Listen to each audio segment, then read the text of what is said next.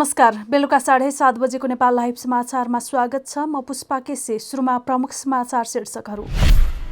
24 घण्टा यता 9 जना कोरोना संक्रमितको मृत्यु, 289 पुगे मृतक। काठमाडौँ उपत्यकामा 354 सहित 980 जनामा संक्रमण, 46,257 पुगे संक्रमित। कांग्रेस सभापति देउवाले गरेका निर्णय फिर्ता गराउन संस्थापन इतरका 2 समूह पुनः एकै ठाउँमा। निर्णय फिर्ता नलिए दबावको अन्तिम रूप आमरण अनसन हुने चेतावनी। गत आर्थिक वर्ष 2076-77 को वार्षिक आर्थिक वृद्धि दर 2.27% नै रहेको तथ्याङ्क विभागको भनाई। तथ्याङ्क परिमार्जन नगरिएको विभागको दाबी। अमेरिकाका 81 नोबेल पुरस्कार विजेताहरूद्वारा राष्ट्रपतीय चुनावमा बाइडनलाई समर्थन गर्ने सम्बन्धी खुला पत्र। विज्ञहरूको आवाज सुन्नु र समस्या समाधानमा विज्ञानको प्रयोग हुनुपर्ने धारणा प्रशंसनीय रहेको भनाई। र सन्दीप लामिछाने आबद्ध टिम जमैका तलवाजले सिपिएलको सेमिफाइनलमा ट्रिनबागोसँग प्रतिस्पर्धा गर्ने। लिगमा 9 खेलमा 100% जित निकाल्दै ट्रिनबागो 18 अङ्कसहित शीर्ष स्थानमा। अब समाचार विस्तारमा। पछिल्लो 24 घण्टामा देशभर 9 जना कोरोना संक्रमितको मृत्यु भएको छ। यो सँगै देशभर मृत्यु हुने कोरोना संक्रमितको संख्या 289 पुगेको छ। यी मध्ये काठमाडौँका 3 जना पुरुष छन्। देशभर 2 महिला र 7 पुरुष गरी 9 जनाको मृत्यु भएको स्वास्थ्य तथा जनसङ्ख्या मन्त्रालयले जनाएको छ।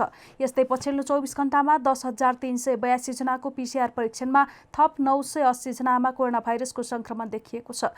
यो सहित नेपालमा कोरोना संक्रमित हुनेको संख्या 46,257 जना पुगेको मन्त्रालयका प्रवक्ता डाक्टर जागेश्वर गौतमले जानकारी दिए।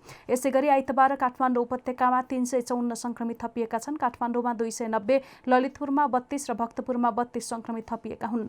यो सँगै उपत्यकामा कोरोना संक्रमितको संख्या 8,254 पुगेको छ। त्यसैगरी काठमाडौँमा 6,624, ललितपुरमा 919 र भक्तपुरमा 711 संक्रमित पुगेका छन्।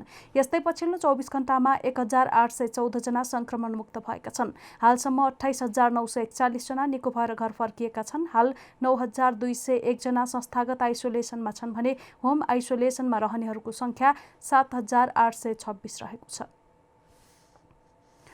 रातो मच्छेन्द्रनाथको रथ आइतबार तानिएको छ। बिहीबार झडप भएपछि रोकिएको रथ आइतबार तानिएको हो। सीमित मानिसहरूको उपस्थितिमा आइतबार दिउँसो रथ तानिएको हो। रथ तान्ने ठाउँ, दमकल, पुलचोक लगायत क्षेत्रमा सुरक्षा व्यवस्था कडा बनाइएको थियो। आइतबार रथलाई ललितपुर महानगरपालिका अगाडि 16 खुट्टे पार्टीसम्म तानेर लगिनेछ। आइतबार रथलाई ललितपुर महानगरपालिका अगाडि 16 खुट्टे पार्टीसम्म तानेर लगिएको छ। यो वर्ष कोरोनाका कारण विगतमा जस्तो गावहाल हुँदै मङ्गलबजार, सुन्धारा, लगनखेल र जाउलाखेल पुर्याउन सम्भव नदेखिएकोले सांकेतिक रूपमा रथ तानिएको बताइएको छ। ज्यापु समाजका अध्यक्ष चन्द्र महर्जनका अनुसार आइतबार 15 मिटर रथ तानिएको र विधिवत रूपमा पूजा सकिएको बताए। बिहीबार रोकिएको रथ आइतबार 15 मिनट जति तानेर विधिवत रूपमा अन्त्य गरिएको र 26 गते देवतालाई बुङ्गमती पुर्याइने उनले जानकारी दिए। नेपाली कांग्रेसका सभापति शेरबहादुर देउवाले गरेका निर्णय फिर्ता गराउन संस्थापन इतरका 2 समूह पुनः एकै ठाउँमा उभिने भएका छन्। मनोनित केन्द्रीय सदस्य र विभागमा नेता कृष्ण प्रसाद सिटौला पक्षले भाग लिएपछि वरिष्ठ नेता रामचन्द्र पौडेल पक्षसँग सम्बन्ध टाढिएको थियो। देउवाको पछिल्लो निर्णय क्रमले महाधिवेशन प्रभावित पार्ने खेल बुझेका दुवै पक्ष एकै स्थानमा उभिने भएका हुन्। वरिष्ठ नेता पौडेल पक्षले सभापति देउवाको निर्णय विरुद्धमा निर्णय गर्न बोलाइएको शनिबारको भर्चुअल मिटिङमा सिटौला पक्षका नेताहरू पनि सहभागी भएका थिए। नेता गगन थापा, प्रदीप पौडेल र उमाकान्त चौधरी भर्चुअल मिटिङमा सहभागी भएका थिए। देउवाले आफू खुसी गरेका निर्णय विरुद्ध संस्थापन इतरका दुवै समूह सँगसँगै जानेमा प्रतिबद्ध रहेको पौडेल पक्षका केन्द्रीय सदस्य गुरुराज घिमिरेले जानकारी दिए। बैठकमा 24 जना सहभागी थिए। क्रियाशील सदस्यता वितरणमा सभापतिले अन्य पक्षको सहमति नलिइकन विधानभन्दा बाहिरबाट फारम वितरण गर्न थालेसँगै दुवै पक्ष देउवा विरुद्ध दबावका कार्यक्रम गर्न सहमत भएका हुन्। पौडेल पक्षले मनोनित केन्द्रीय सदस्य र विभाग गठनमा सुरुदेखि नै आपत्ति जनाउँदै आएको छ। मनोनित केन्द्रीय सदस्य र विभागमा भागबण्डा लिएर देउवालाई सहयोग पुर्याएको आरोप सिटौला पक्षले झेल्दै आएको थियो। भर्चुअल मिटिङमा प्राप्त रायका आधारमा 3 दिनभित्र विरोधको दस्तावेज तयार गर्ने नेता घिमिरेले जानकारी दिए। घिमिरे सहित जीवन परियार र बद्री पाण्डेले तयार गरेको प्रतिवेदनलाई परिमार्जन सहित केन्द्रीय कार्यालयमा दर्ता गर्ने बताइएको छ। देउवाले आफ्ना निर्णय फिर्ता नलिए दबावको अन्तिम रूप आमरण अनसन हुने चेतावनी समेत दिएको छ। अर्थमन्त्री डाक्टर युवराज खतिवडाको बहिर्गमनपछि बजार बढ्ने हल्ला फैलाएर सेयर उठाएका लगानीकर्ताले बिक्री गर्दा आइतबार 10.45 अङ्कले गिरावट भएको छ। खतिवडा हटेपछि बजार सुधार हुने आशामा सेयर किनेकाहरू आइतबार अचम्ममा परेका छन्।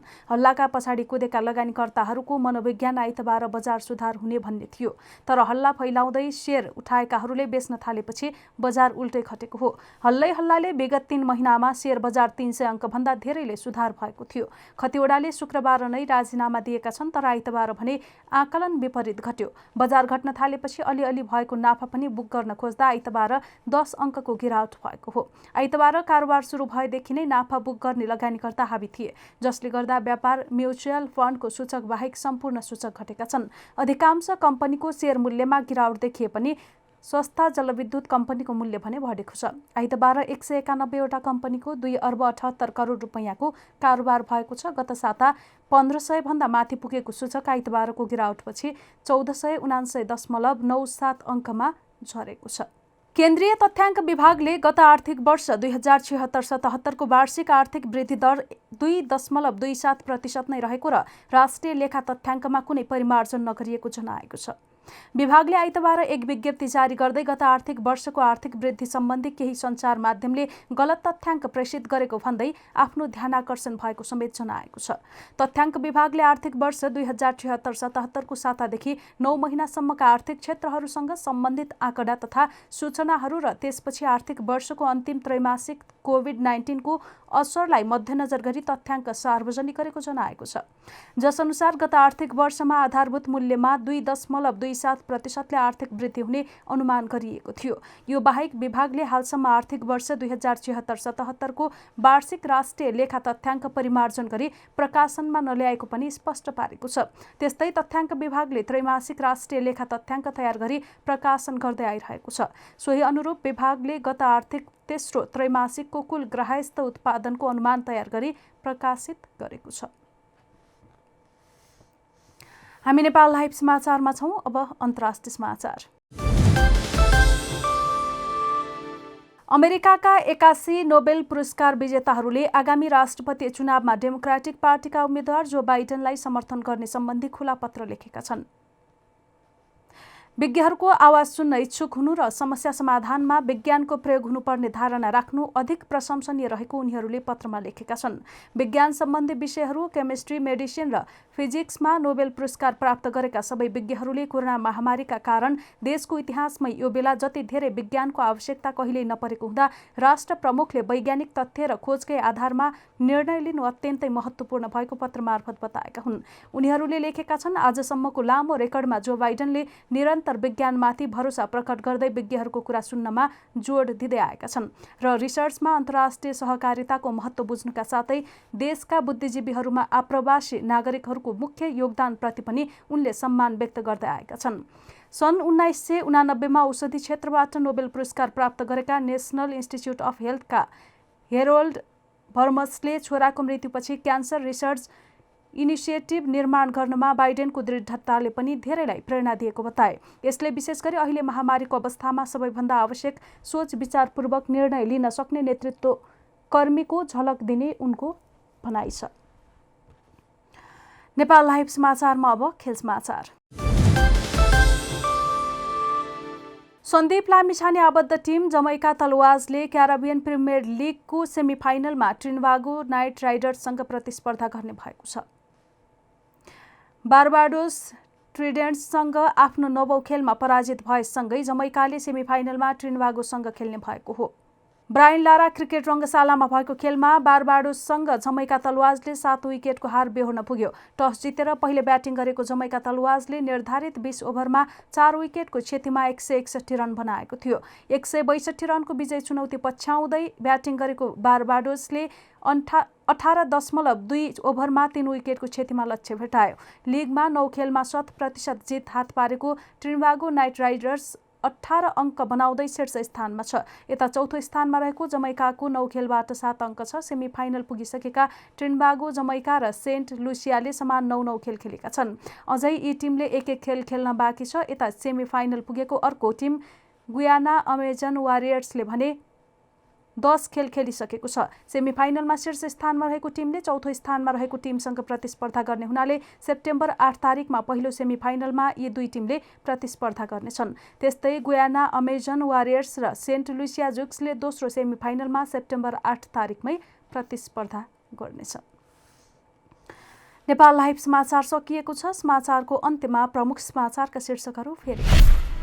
24 घण्टा यता 9 जना कोरोना संक्रमितको मृत्यु, 289 पुगे मृतक। काठमाडौँ उपत्यकामा 354 सहित 980 जनामा संक्रमण, 46,257 पुगे संक्रमित।